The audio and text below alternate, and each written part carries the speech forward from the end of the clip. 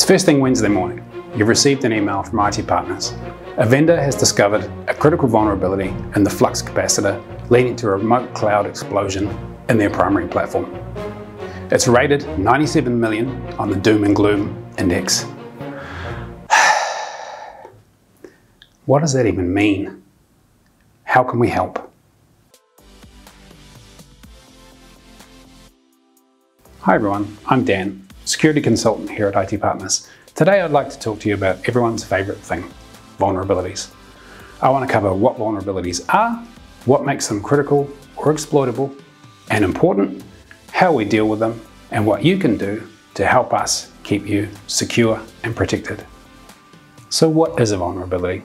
Put simply, it's a flaw or weakness in an organisation's systems, processes or controls that can be exploited by anyone in a manner that leads to unintended consequences. It's worth pointing out, vulnerabilities are different and distinct from cyber threats and cyber attacks. A vulnerability is generally present from the beginning of a system's life cycle. It's a design flaw or a coding or a logic problem present in the system. Cyber threats, on the other hand, are generally external actors that are trying to exploit vulnerabilities in a cyber attack.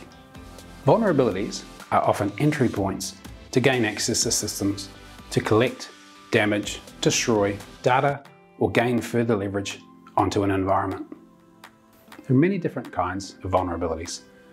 Denial of service attacks, where a web server gets overloaded with traffic to take down an e-commerce site. Remote code execution, where someone on the internet has the ability to run a program or a script on your local workstation. You'll often hear the same terms used for vulnerabilities as for the impact of vulnerabilities. So you might hear of a local file inclusion vulnerability in a web server, where someone through an e-commerce database can pull the contents of a local password file stored on the server. You might also hear the term zero-day or end-day used with vulnerabilities. 0 days are vulnerabilities that are either unknown to the application vendor or developer or have not been disclosed to the public. Bad guys know about them and there are exploits available for them, but nobody else knows. Distinct from end days, which are known to the vendor, have been fixed, just haven't been remediated in your environment yet. It's been end days since a fix was available, it just hasn't been applied. The vulnerability is investigated at this point and a score is assigned. The score is based on various metrics and you'll often see one of two scoring systems used. Those are the CVSS or the EPSS, and I'll break those down next. Common Vulnerability Scoring System, or CVSS, is assigned a number between 0 and 10, with the higher number being rated more critical. It takes into account various factors like the attack vector, so can it be exploited locally or remotely?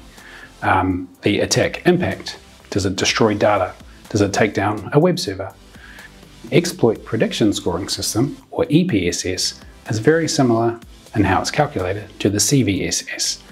It's assigned a number between 0 and 1, which is 0 to 100%. The main difference though is that the EPSS calculates how likely a vulnerability is to be exploited in the next 30 days. So a vulnerability with a 0.97 EPSS score is almost guaranteed that someone will be trying to exploit it. We have a confirmed vulnerability. It's important to fix. What do we do next? That depends in a large part on the vulnerability itself. If it's a 0 day, it might not be patchable, so we might have to stick some mitigations in place. We might have to turn off an administrator service or block a user account. If a patch has been made available, we can patch it.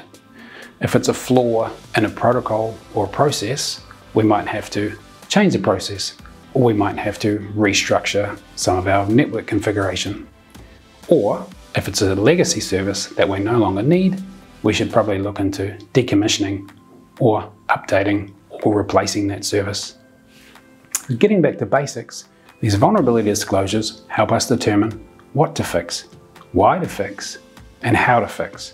And ultimately, if the criticality is low enough, what not to fix. The ultimate decision for how we proceed is based on the business's tolerance for risk. It's Wednesday morning. We've seen the vendor email. We understand the risk that we're exposed to. IT partners have followed up with us and told us we've pushed out patching to your major systems. So we're good now, right? Well, not quite. The way applications and operating systems patch, if the system's in use, so say we have a patch for Google Chrome, but you've got Google Chrome open, you've got 50 tabs open, the update can be pushed, but until you restart Google Chrome, the files on disk aren't changed, so you're still vulnerable. So application patching is reasonably straightforward. You restart the application. As it starts, it'll replace the important files on disk and run with the new version. Operating system patching, on the other hand, is quite different. It may be a patch that touches critical functionality of your operating system, and if those files are changed out at the time of the patch running, your system can become unstable. The way the operating system deals with this is it will replace the file side by side with a new version, mark the new version to be renamed on reboot. Once the machine reboots, it starts up with a new file, vulnerability fixed. This is why it's important to reboot your laptops or your workstations or your servers post-patching or before patching, because there may be some system files changed due to some prior fix. So what can you do to help us keep you secure and protected? The first step would be keeping on top of the general maintenance tasks, regularly rebooting your laptops or restarting your applications so that the daily or the weekly or the monthly patching cycles can complete. Installing feature updates in a timely fashion, because those often also include security features. At IT Partners, we like to be proactive around vulnerability management. We triage the important, critical, out-of-band fixes. You can help us here by allowing our engineers to schedule downtime so that we can reboot firewalls and servers on regular maintenance cycles. If you'd like to get a better understanding of risk in your environment, please talk to one of our account managers about our risk assessment and cybersecurity framework alignment programs. Thanks for taking the time to watch the second video in our series today. If you found the content informative, please follow us to make sure you don't miss next month's video.